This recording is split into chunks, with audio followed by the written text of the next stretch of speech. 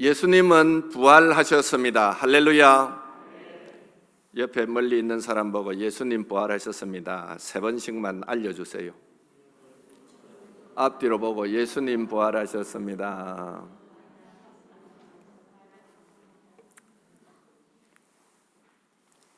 오늘은 예수님이 부활하신 날로 부활은 승리입니다 하는 제목으로 말씀을 드리고자 합니다. 한번 따라해 보세요. 부활은 승리입니다. 우리 인간에게 있어서 최고의 승리가 뭐냐면은 예수 부활이 내 부활이 된 것입니다. 만약에 예수님이 부활하지 않았다면 우리만큼 불쌍한 사람이 없습니다. 그러나 예수님이 부활했기 때문에 승리하셨고 우리도 그 예수를 믿으니 우리도 승리했다고 하는 말입니다. 기독교 신앙의 핵심은 바로 부활 신앙에 있습니다. 사람이 죽으면 어떻게 다시 살 수 있는가? 이것은 인류 최대의 관심사였고 인간 이성으로는 해결되지 않는 영원한 숙제입니다.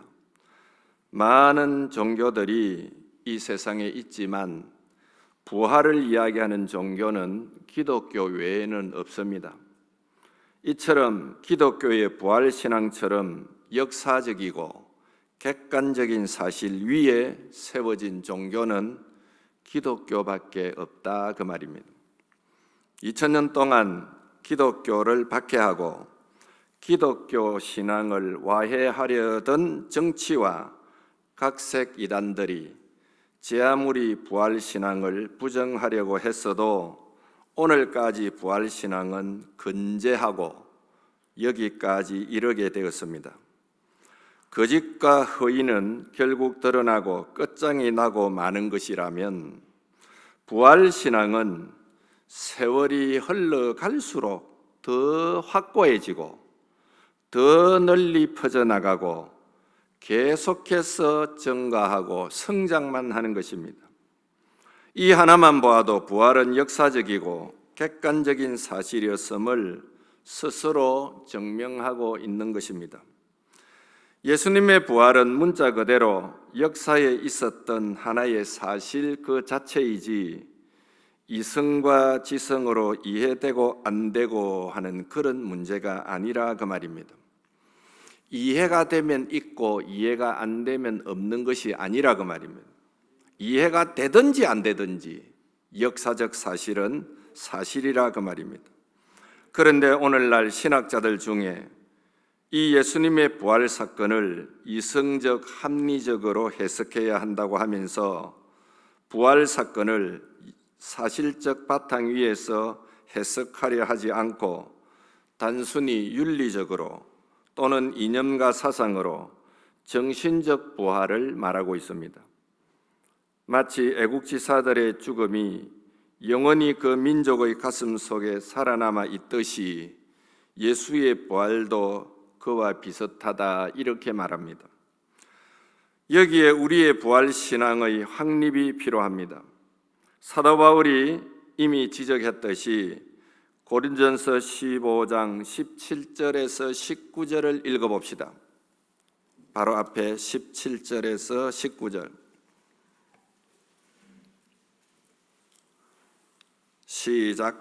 그리스도께서 다시 살아나신 일이 없으면 너희 믿음도 헛되고 너희가 여전히 죄 가운데 있을 것이요 또한 그리스도 안에서 잠자는 자도 망하였으리니 만일 그리스도 안에서 우리가 바라는 것이 다만 이 세상의 삶뿐이면 모든 사람 가운데 우리가 더욱 불쌍한 자이러라. 아멘. 부활 신앙을 가지고 산다는 것은 우리에게 있어서 대단히 중요한 믿음입니다. 믿음은 설득으로 되어지는 것도 아니고 지식으로 설명되는 것도 아니고 다만 예수 그리스도가 믿어지고 믿어지는 사람에게는 그것이 인정이 되어집니다. 남이 뭐라 해도 내게는 그것이 진실이요 사실이라고 믿어지는 것, 그것도 우리 주님이 주시는 은혜입니다. 오늘 여러분과 나에게 믿어지도록 믿음을 주신 주님께 감사드립니다. 그래서 믿음은 바라는 것들의 실상이요 보지 못하는 것들의 증거라고 말했습니다. 실상이란 무엇입니까? 실상은 허상과 반대인데 부활은 결코 마음속에 허상이 아니라 역사적 사실 위에 나타난 실상이요 실제적 사실에 대한 증거라, 그런 말입니다. 예수님을 핍박했던 바울이 부활의 주님을 만나고 그가 하는 말은 기독교가 가장 중요하게 여기는 것은 생명이요, 이 생명은 예수의 부활로 입증이 되었다고 하는 말입니다. 이렇게 볼 때 예수님의 부활이 우리에게 주는 실제적인 증거가 뭐냐? 예수 부활이 어떤 의미가 있느냐? 오늘 세 가지를 말씀드리려고 합니다. 여러분이 옆에 있는 주보 첫 번째를 읽어보시기 바랍니다. 시작. 부활은 죽음에 대한 정면 도전이요 승리입니다. 할렐루야. 부활은 죽음과 사망에 대한 정면 도전이요 승리라. 아담 이후 인류의 최대의 적은 죽음이었습니다.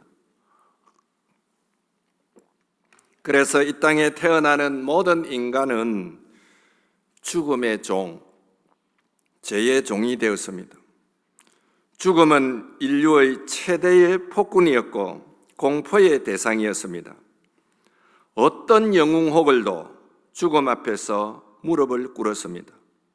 죽음의 행포는 인간의 양심마저 빼앗아 거짓 증거를 하게 하였고 죽음의 형틀에서 모든 인간은 벌벌 떨면서 한 번만 살려달라고 애원하면서 죽어갔습니다. 참으로 인간은 죽음 앞에 모두 약한 존재들입니다. 그러기에 히브리서 2장 15절에 죽기를 무서워함으로 일생에 매여 종노릇하는 모든 자들이라, 그렇게 말합니다. 죽는 것이 무섭습니다. 죽기를 무서워하는 것이 오늘 우리 인생이라고 말합니다. 이렇게 지금도 죽음은 모든 사람에게 공포의 대상이 되어 있습니다. 어떤 사람은 죽음이 두려워서 아예 병원에 가지도 않고 진찰도 받기를 무서워하는 사람도 있습니다. 그러다가 정작 병에 걸려 죽게 되면 절망하고 포기하고 인생을 끝내려고 하는 사람들이 많습니다. 이렇게 무서워하는 죽음의 도전을 정면으로 받아들이고 정면으로 받고 승리한 분이 누구냐 하면은 예수님이요. 죽음에 대해서 선전포고를 하고 죽음을 물리친 사건이 예수의 부활 사건입니다. 예수님께서 다시 살아나심으로 죽음의 권세를 이기셨습니다. 사망이라고 하는 폭군의 도전을 피하고 도망간 것이 아니라 정면으로 그대로 수용하고 승리하셨습니다. 그래서 오늘 본문 고린전서 15장 55절에 이렇게 말합니다. 같이 읽어봅시다. 55절 시작. 사망아 너의 승리가 어디 있느냐? 사망아 네가 쏘는 것이 어디 있느냐? 정면으로 사망을 향해서 죽음을 향해서 대들고 있습니다. 다시 한 번 더 읽어봅니다. 사망아 너의 승리가 어디 있느냐? 사망아 네가 쏘는 것이 어디 있느냐? 오늘 이렇게 사망을 향해서 죽음을 향해서 호령할 수 있는 분 아무도 없습니다. 그러나 누구만이 할 수 있습니까? 부활하신 예수님만이 할 수 있는 말입니다. 그러므로 이제 부활신앙을 가지고 사는 사람들에게 죽음은 아무런 두려움의 대상이 되지 못하게 되어 있습니다. 왜 그렇습니까? 사망에 쏘는 것은 죄라고 했는데 이제 우리의 죄를 그리스도께서 담당하시고 십자가에서 죽으심으로 죄값을 지불하고 부활했기 때문입니다. 이제 우리는 사망의 지배 아래 있는 것이 아니라 사망의 지배에서 벗어나 해방이 되었습니다. 죄의 노예로부터 자유의 몸이 되었습니다. 이제 다시는 여러분 죄가 이끄는 대로 끌려다니지 말고 죄를 향하여 사망을 향하여 예수님처럼 호령하시기 바랍니다. 따라서요. 사망아, 죽음아, 죄야, 물러가라. 이렇게 호령할 수 있습니다. 예수님이 살아나셨기 때문에, 그 예수님을 믿기 때문에 그렇습니다. 이런 의미에서 우리는 초대교회 신자들의 신앙을 본받아야 합니다.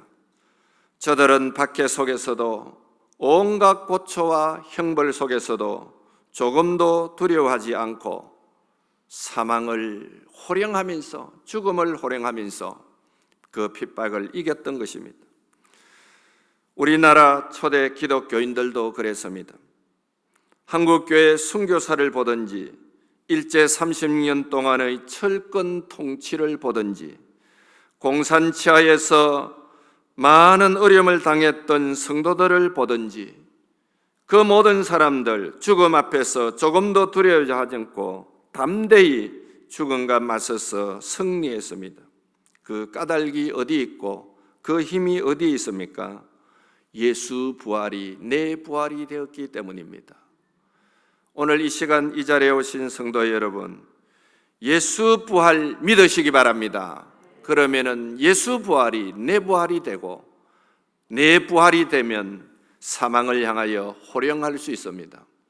오늘 여러분과 내 앞에는 죽음의 문제, 죄의 문제는 다 해결되었습니다. 얼마나 감사합니까?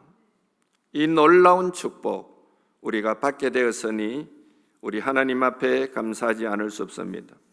두 번째 보시기 바랍니다. 두 번째 읽어봅니다. 시작. 부활은 거짓과 불의와 죄에 대한 승리입니다. 할렐루야. 모든 인간은 죄를 지음으로 죄의 종이었습니다. 죄 때문에 사망이 왔고 그 사망 권세는 오늘까지도 죽음의 위력을 앞세워 거짓과 불의를 강요하고 있습니다. 이 세상은 모두 거짓됨으로 오염된 세상이 되었습니다. 누가 누구를 탓할 수 없고 모두가 다 거짓으로 물들어 있습니다.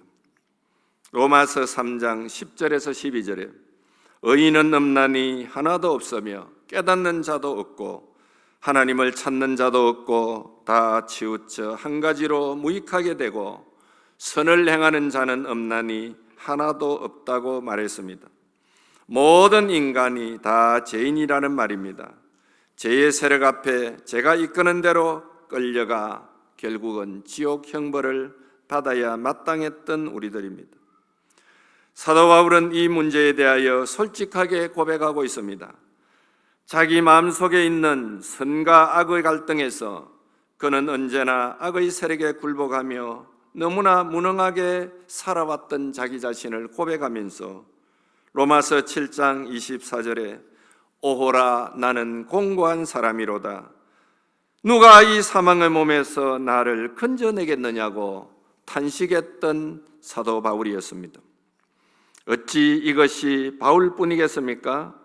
오늘 우리도 마찬가지입니다. 아무리 주님 뜻대로 살기로 했네, 주님 뜻대로 살기로 했네 하고 찬송을 힘차게 불러도 정말로 주님 뜻대로 살았는가 항상 반문해 보지 않을 수 없습니다. 그러기에 우리에게는 항상 죄책감을 가지고 살고 있습니다. 이 죄책감에서 해방될 수 있는 길은 내 자신의 힘으로는 불가능합니다. 인간이 죄를 지은 후에 어디에 가서 이 죄 사함을 받을 수 있겠습니까? 죄는 또 다른 죄를 낳게 하고 죄는 죄를 은폐하기 위하여 불의를 행하게 됩니다. 그것이 바로 예수를 십자가에 못 박게 했던 자들의 행위였습니다. 인류 역사는 이러한 거짓과 불의의 죄의 세력들과 합하여 참을 윽박지르고 을을 매장시키려는 세력으로 등장하여 역사를 지배해 왔습니다. 그러나 이제 주님의 부활은 이 모든 것에 대한 승리였습니다. 이제 누구든지 그리스도 안에 있으면 새로운 피조물이라고 선언을 하게 되었습니다. 옛사람, 죄의 지배하에 있던 옛사람은 죽고 새 사람이 되게 하였다는 말씀입니다. 톨스토이의 작품 부활을 보면 카츄사라는 한 여성의 기구한 일생을 그린 작품입니다. 카츄사는 귀족 네훌류도프의 집에 하녀로 있으면서 네훌류도프에 의하여 더럽혀지고 타락하게 됩니다. 나중에는 유형수가 되어 시베리아로 갔습니다. 눈으로 덮인 시베리아 들판에서 부활절을 알리는 종소리가 울립니다. 그 소리를 듣는 순간 자기의 죄를 속죄하기 위하여 찾아온 예수 그리스도의 그 복음, 부활의 소리를 듣습니다. 그는 실로 주님이 부활하셨다는 이 부활의 종소리를 들으면서 죄에 얽매였던 카츄사의 영혼이 부활하게 됩니다. 누가 나를 새롭게 만드느냐? 부활이 그렇게 만듭니다. 죄의 종으로 사는 동안 우리의 영혼은 만족이 없습니다.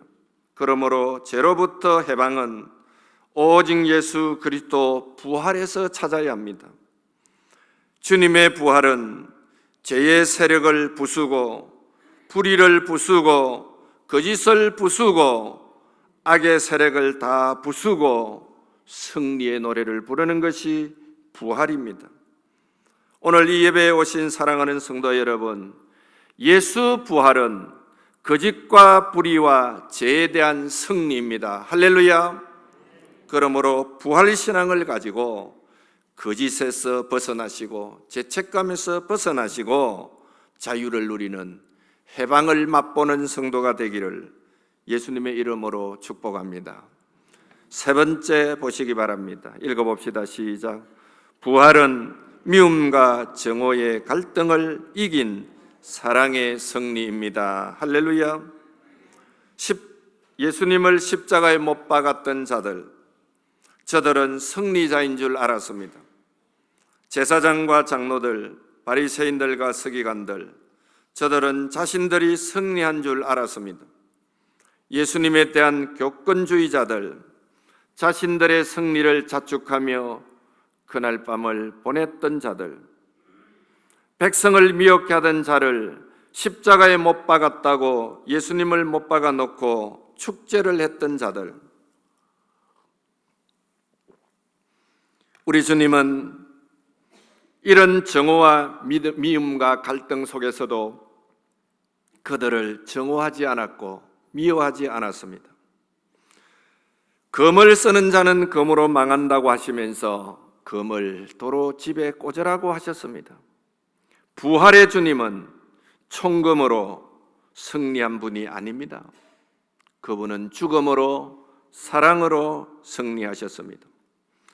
뿐만 아니라 못난 제자들에게 사랑이 뭔지를 몸소 보여주었습니다.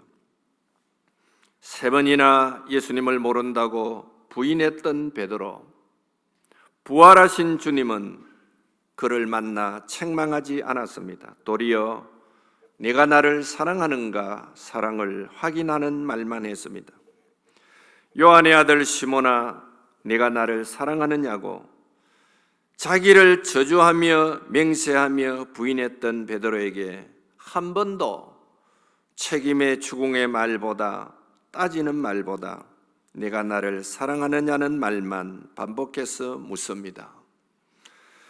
이 물음 앞에 베드로는 예수님의 사랑에 녹아버렸습니다. 주여, 내가 주를 사랑하는 줄 주님이 아시나이다고 고백합니다. 우리는 이 베드로의 대답에서 통곡하며 한없이 회개한 베드로의 모습을 보게 됩니다. 지금까지는 모두 남들과 비교된 믿음이었고 남에게 지지 않으려는 인간 중심의 사랑이었지만 그래서 언제나 그는 남들이 다 주님을 버릴지라도 나는 절대로 주님을 버리지 않겠노라고 장담했던 신앙이었지만, 이제는 주님이 물으시는 그 물음 앞에 모든 허울과 죄를 벗어놓고 비교했던 신앙을 내려놓고 우리 주님 앞에 사랑으로 고백을 합니다. 그래서 주님은 그것을 확인하려고 시몬아, 이제도 너는 다른 사람들보다 더 나를 사랑한다고 말할 수 있겠느냐고 물었을 때 베드로는 주여, 내 어찌 다른 사람들보다 주님을 더 사랑한다고 할 수 있겠습니까? 마는 내가 주님을 사랑하는 줄을 주님이 아시지 않습니까? 하고 더 깊어진 사랑으로 예수님에게 대답을 했던 것입니다. 부활은 승리입니다. 미움과 정오에 대한 사랑의 승리입니다. 원수가 없는, 원수를 모르는 사랑, 이 사랑 앞에 모든 정오와 미움과 갈등은 사라졌습니다. 십자가상에서 죽으시면서까지 원수를 사랑하셨던 예수님, 그 사랑을 용서로 빌었던 예수님, 주여 저들의 죄를 용서하여 주옵소서. 70번씩 7번이라도 용서하라는 주님의 가르침, 그 사랑 앞에 로마 제국의 총금도 녹고 말았습니다. 이 사랑의 힘으로 젊은 집사 스데반이 돌로 몰매를 맞으며 피투성이가 된 얼굴을 들고 그 포악한 무리들의 죄를 용서해 달라고 부르짖습니다. 그러한 님이 어디에서 나올 수 있었겠습니까?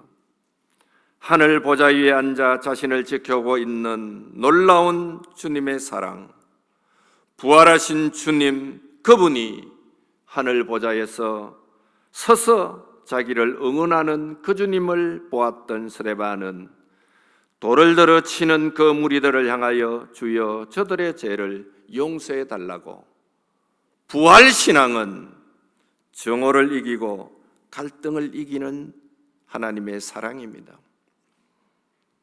이 사랑을 전하기 위하여 검은 대륙 아프리카로 들어간 프란시스나 문둥이 촌으로 들어간 다미엔이나 그리고 미개한 지구촌의 곳곳마다 들어가 지금도 자기 자신을 불태우며 수많은 복음을 전하며 하나님 나라를 선포하는 선교사님들을 지금도 보게 됩니다.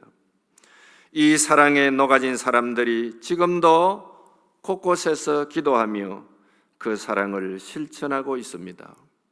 사랑하는 성도 여러분, 부활은 죽음을 이겼습니다. 부활은 거짓과 불의와 죄를 이겼습니다. 부활은 미움과 정오와 갈등을 이겼습니다. 오늘 이 세상 아무리 위대한 정치가가 나서고 아무리 위대한 교육자가 나서고 아무리 위대한 재벌가가 나서도 죄 문제를 해결해 줄 사람은 아무도 없습니다. 법은 만들면 만들수록 오늘 우리는 더 거기에 매여 올무가 됩니다. 법을 만든 사람이 법을 지키지 않습니다. 지킬 힘도 없습니다. 그러나 예수 부활을 믿는 사람은 법보다 더 위에 있는 사랑으로 세상을 변화시켜 갈 수 있는 것입니다. 사랑하는 성도 여러분, 우리 예수님의 부활이 모든 인간의 문제를 다 해결했듯이 우리도 예수 부활 신앙으로 모든 것을 이기며 사시기를 바랍니다. 주여 나를 평화의 도구로 써주소서. 미움이 있는 곳에 사랑을, 다툼이 있는 곳에 용서를, 분열이 있는 곳에 일치를, 의심이 있는 곳에 진리를, 절망이 있는 곳에 희망을, 어둠이 있는 곳에 광명을, 슬픔이 있는 곳에 기쁨을 심게 하소서라고 기도하시기 바랍니다. 예수님의 부활은 우리에게 죽음을 이겨주었습니다.